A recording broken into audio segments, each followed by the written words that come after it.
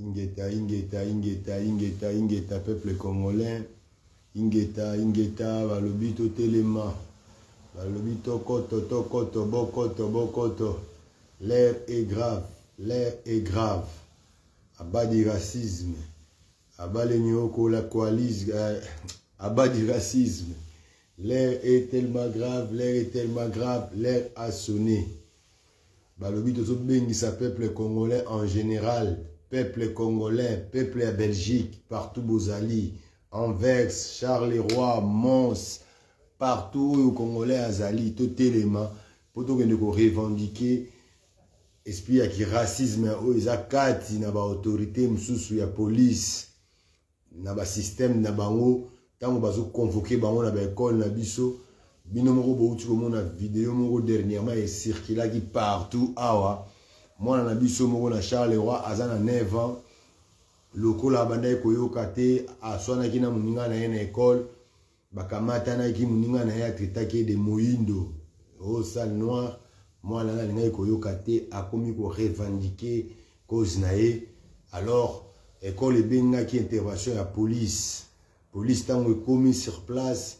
Moi, na biso azala ki menoté, ligoté. Moi, na 9 ans, bakangi na maboko. Bazui mwana na biso ba serré ba murmurer mwana bandeko na ngai bo partager message oyo ba onyonso bazui tan ko landa vidéo na moment oyo boko tellement l'air est grave to sensibiliser peuple congolais nyonso onyonso za na Belgique oza na Bruxelles Mons Louvière Charleroi partout aux ali biso nyonso kuta na palais de justice ya Belgique awa na Bruxelles pour été molimo ya racisme wana esila mwana na biso azalaki menoté ligoté lokola George Floyd bazui mwana ya 9 ans oyo azali na ye innocent ya makambo oyo etali justice bazui mwana wana ba fini ba murmurer lokola George Floyd donc tokozela ka liwa te tokozela ka te bana biso bazala ba victime. Il y a un to bengi sabino pour ba scène ya bongo et se répéter souté na kati ya ba école oyo tozo mona ba komi ko maltraiter bana na biso bana msu bazawana bazala ka souffrant ba msusu bazana ba école oyo to ko benga na ba crèche bana na biso belé bazora ba racisme ya bongo sans côté za la filmer ya mwana biso etanki ba congolais il faut to se réunir biso nyonso na appel. Il y a des pan-africaines, des associations civiles, il y a des manifestations, en tout cas, tout ce qui est le Sako, Matondo, la bande de Kognonso, il y a 4 organisations. Il y a des la diaspora congolaise, les combattants congolais, Tika Makambabungo et les KT. Il y a sensibiliser le peuple congolais à la conscience. Il faut soutenir l'action où ils sont malam. Bandeko ba telemi basali action moko ya mutuya ya ko sensibiliser biso na parler de justice où ils allaient bien le bien à Louise to kene na parler de justice pour na ko revendiquer justice pour na mwana na biso ya 9 ans o ya Charleroi bomona ki na ba réseaux sociaux to tikala ka na ba réseaux sociaux te to ya ka pe ko soutenir bana na biso heureusement kuta kufite ya mwana to ya to tia maboko na biso énergie na biso ko soutenir eza te ka ke o mwana ndeko na nga mwana ya tante mwana ya cousine te mwana nyonso ya moyindo mwana nyonso ya mutu mwindu o nyonso atangami victime ya injustice. Nous la diaspora congolaise, le peuple congolais en général, tous a le devoir wana ya remettre échec na groupe ya racisme wana yango na sepeli mingi na appel au bandeko basali tous a lebele wana tous se partager ba vidéo oyo aba le racisme aba l'injustice bana nyonso baza égal na mibeko bana na biso babotami awa bakoli awa oyo eza bamboka na bango d'accueil ba pays na bango ebotisi bango donc il faut ba se prendre en charge bana na biso bakozaka na complexité na kati école bana na biso il faut pas bazaka na discrimination na kati école na bandeko nyonso basepelaki te na système éducatif oyo ekoti ya éducation ya la vie soki éducation sexuelle na kati ya bacours na bana na biso to telema biso na parler de justice pour na ko revendiquer système de jeu bamba kotisa biso bana bakoma kotanga ba éducation sexuelle na kati ya ba classe to lingi yango te il faut to ya biso na parler de justice na injustice nyonso ezosalama en dehors ya communauté na biso oyo ezokende na tina kati ya classe na biso bana na biso ya mike baokende ba classe bakomotangisa bango oyo PD oyo Gwyn oyo nini biloko wana biso bayindo ezalaka te yango naosenga to partager vidéo oyo le 1er octobre. Le 1er octobre, manifestation ezali autorisée, ezali na palais de justice, ezali sittings tactique. Tokozala sur place, bato nyonso tokokutana na palais de justice. Tozokende ko rendre justice na bana na biso nyonso. Tomona kutu ba vidéo te bazali maltraité. Tozokende ko rendre justice pona bana na biso oyo bakomi kotangisa bango lelo ba makambo ya ba homosexualité, bana bakomi kotanga makambo mabe na kata classe. Tata, maman, botelema, tozala biso sur la palais de justice. To kende ko revendiquer cause noble, cause ezali ya biso nyonso, ndeko na ngai, to tikala kaka na misika te, bakomi ko tangisa bana na biso ya mike ba éducation sexuelle na kati ya classe. Bakomi ko lakisa ke mwana oyo mobali na mobali bakoki ko balana. Mwasi na mwasi bakoki ko balana. Biso na kati ya culture na biso biloko wana faut totelemela yango. Pe toza na capacité à sensibiliser mindele misusu. Yango on appelle à toute la communauté, na mindele, que de blancs et de noirs, des marocains, tout le monde qui peut venir pour soutenir cette initiative. Vous êtes de bienvenus parce que ça c'est une manifestation pacifique, non à la violence. Les manifestations moko tozo kende ko revendiquer cause noble. Yango to bengisi bino. Toke kuna te pona ko sala ba scandale, toke kuna te pona ko bamba mabanga, toke kuna te pona ko sala bisala sala, toke ko revendiquer injustice au bana na biso ba osibulu na bekol. Yango wana to bengisi ba communauté nyonso, ezala guinéen, ezala malien, ezala marocain, ezala nani, ezala turc, ezala nani ba panafricaine nyonso, ba o nyonso ba kozwa vidéo oyo bo sensibiliser pona communauté na biso bana na biso awa. Bana na biso belé baza ba victime wana. Bana na biso belé ba otanga ba classe na bango au moins na un bout de temps professeur alobi non moi na za moi mon boulot aza moi trop dérangé na école, aza dérangé na classe. Au moins la bazu moi na biso azaki na maele na ye ba quartier njik ba côté na école spéciale. Wana to ezali ba système ba injustice. Bana na biso bakoma victime ya makambo wana. Bana belé ba indu bakoma otida bakoma na école spéciale. Njoka mwana muke Baja ba 9 ans, 8 ans, 7 ans, à cause de toujours la turbulence. Mon boulot kozala, moi ba des autres mike et kozanga te. Ya moi nous omona to sensibiliser bino bande ko na biso. Bana na biso bazana ba droite batinda ka bango na ba école, école spéciale. Jamais. Bana wana izaka manque d'encadrement ya ba professeur na bango moko. Bazoko ko assumer responsabilité na bango te. Alors ba ko mo bana na biso ya mike, to bois qui na école spéciale. Toko sepela kana babilo ko wana te. Mama, papa, tata, onyon so yebi ke bana na eba otina ba on école spéciale, to telema to za na parler de justice. To ya na ba parkante na biso. Bana na biso ba ko na ba école spéciale bongo te. Lelo moi na osala moi des autres amuke oh non cet enfant il est trop turbulent. Turbulent so wana za la nango. Na na za na bomwana na ye na mobulu te. Biso na ba Afrique bana miso ba la mobulu même a na poto na bana miso ba mobulu. Mais soko moni azo partenir na communauté européenne. Bakotia ba soutien, bako soutenir mais le bana na biso bakoma ba victime. Au moins la likambo muke école spéciale. Au moins la likambo muke école spéciale. Nzoka mwana za mayele. Mais tout ça ezaka po bakata eni na ye. Bana biso ba okende ba nchiki bu.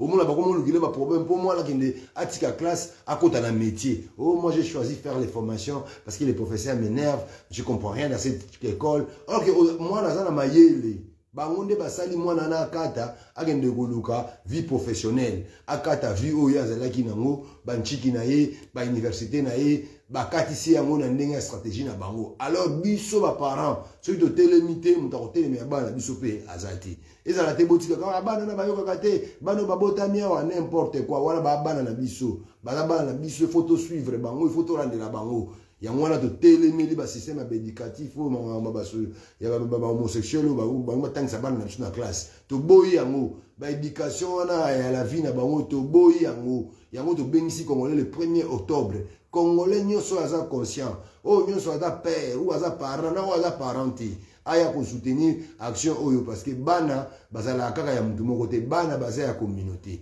yango to sensibiliser bino. On nous a vu vidéo à partager pour le 1er octobre. Et ça, à 14h, on a parlé de justice. À 14h, on a parlé de justice. donc revendiquer une agression au police à celle qui n'a moi na biso na école à Charleroi bazui moi na muke ba kangi e catch na se ba murmurer petit ba tie ba genou le la George Floyd bazui petit na biso muke ba kangi donc moi na ba kangi pendant 25 minutes. Vous imaginez moi na muke est-ce que moi na pena ya bac de Weven tout moi na ya Charles Michel tout moi na ya Didier Rendex est-ce que moi na wana ba ko sala ebongo jamais. Jamais, oh moi na moko ya belge, jamais ba osala ebongo. Mais ce que ça les la communauté congolaise, la communauté africaine, ah c'est un Guinéen, c'est un Malien, c'est un Nani, baboua kisio. Donc mais ya bis ya bango et vous allez poursuivre ba médier ko kota yango, ba association ko kota yango, mais biso yo to comme ba victime. Biso kaka race noire to comme ba victime. Yango na yebisa bino tozala wana biso nyoso jour wana. Oh nyoso kozana eloko ya pembe, oh bougie, oh eloko moko boye. Donc biso nyonso tozala wana pour to sensibiliser la communauté na biso. C'est de sensibiliser la communauté te, muta ko sensibiliser la communauté azate. Yango wana moni na temps na obenga bino le 1er octobre. Ezali manifestation autorisée bandeko na biso ba pan-africain, ba association ba parti civile et sengi manifestation pour na ko soutenir ba parents nyonso oyo bazana makasi ya ko se défendre te. Biso to kende ko tia likolo bala biso na parler de justice, to kende ko soutenir ba famille nyonso na ba o ba vidéo musu to mona raté pour ba biloko bongo ezo se ko sala ma mikolo na mikolo surtout na ba crèche bana na biso baza victime na ba crèche bana na mike wana okomona kata crèche bana na baza 7 10 wana mindele de mundibu de africain bazo ba torture mais sans le savoir tango ya pe ozo mona na crèche yo bo bimisi mwana niko tout na ye suivi na ye. Comment ça a été la journée? Madame était gentille, tu demandes rien aux yeux. Or, moi, je suis stress, je suis à l'école. Je suis traumatisé déjà. Il y a un moment où ça va paraître belé. Ceux qui sont dans la classe, tous sont occupés, comment ça a été l'école? Qu'est-ce qui s'est passé à l'école? Madame était gentille. Il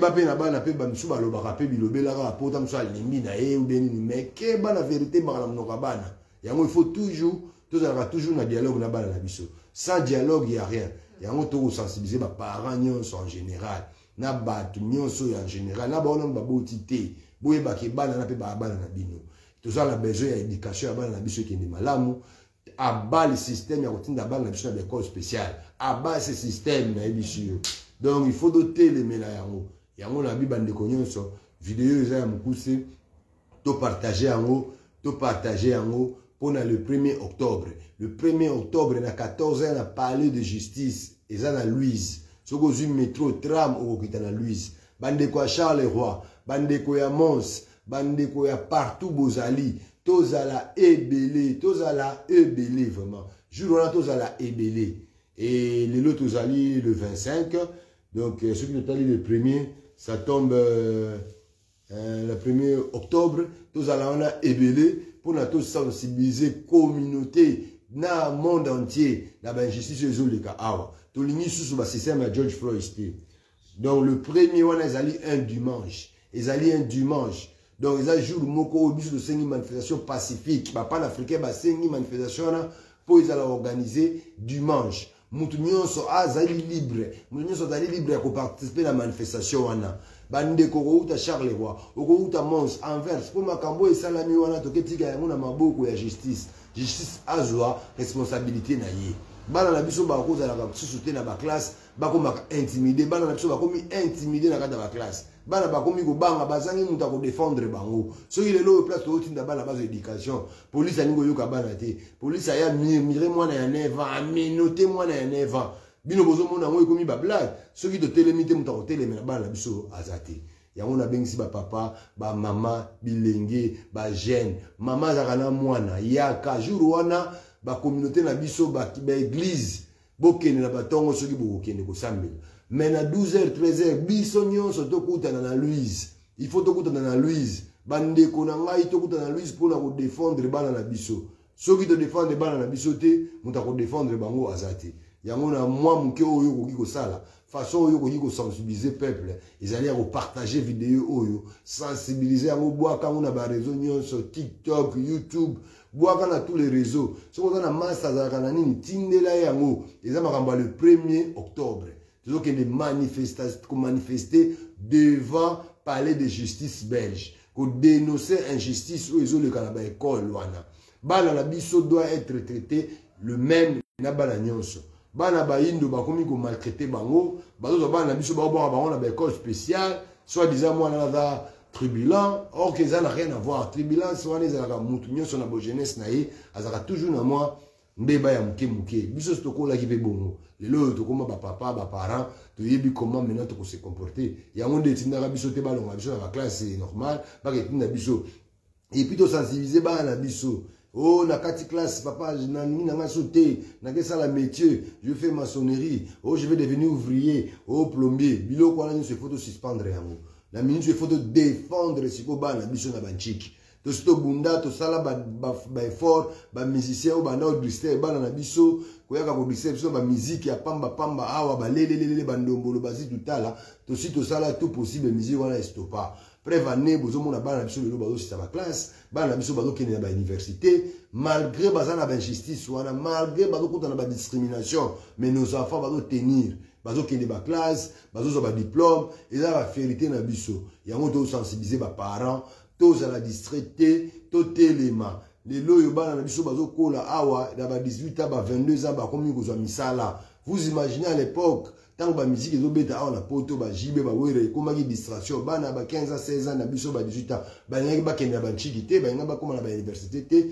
nga koma ya komi mwasi ya musicien à Fali, ya komi mwasi ya musicien à Inox B, les loyaux nzambe a pesi biso grâce. Après si biso chance abimisa mouvement ya diaspora ya ba combattant et telemeli makambo mabele lelo ba musicien na batikala kuna bakoma oyo betaka na makasi ya forcer ayi ko beta bandule bana na biso fo basa manchiki bana na biso fo bake ba université biso soto yaka ba poto yo ezaki pona pe bana na biso mageto kimaki ba conjoncture na mboka na biso ba guerre ba injustice ko kanela batu soko zana eloko te soutien mo makasi te ba yeba kangio ba bomio ba massacre to kimaka awa pona kovanda to trouver ba solution na ba mboka oyo et puis un jour tous on pas na biso lelo ba na biso faut baza ba diplômé faut baza ba gradué pour lobby autant to kozonga pas na biso na rêve kimbangu to meka ko construire celui to suni ba na biso te muta ko songa ba na biso azate c'est à nous de se prendre en charge tozo la maboko to simba la maboko congolais tozo la toujours unis tozo la unis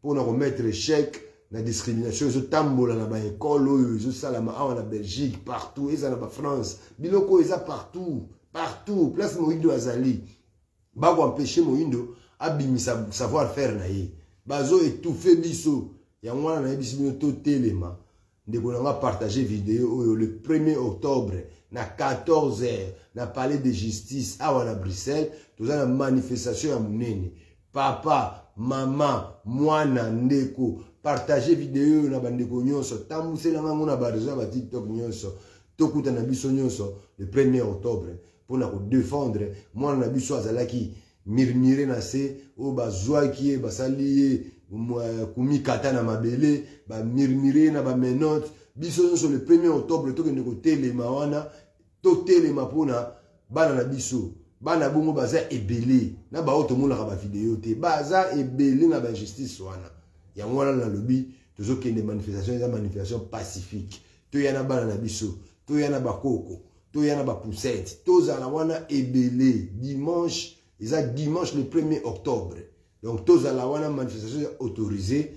Bambuta nangai, au peut mobiliser na ndenge na ye, au peut la vidéo, à sensibiliser le peuple. Na makambu ya bana na classe. À sensibiliser parce que même pas tant que ça va na biso la dédication à la sexuelle na ba na classe et ça passe na ma bandeko nanga celui de télémité muta ko télémé na biso azate ya ngona ba bi tout se compléter tous à la wana biso nyonso le 1er octobre le 1er octobre toujours kende date ezaka ka moko le 1er octobre wana toujours kende pona bana na biso na makambo ya kelasi toujours kende pona bana na biso awa ben je suis ça marché biso na Congo binomo bongo na makambo ndenge zo le kapena mbuka na biso na Congo mais le 1er octobre wana toujours kende pona injustice na ki racisme oyo salama na école même temps bakanga biso ba arrestation na biso na bambila na bakanga biso na discrimination moko ya makasi yango to bengisa peuple congolais peuple africain ba pan-africain ba social ba droit de l'homme boya to telema makasi pour to revendiquer cause wana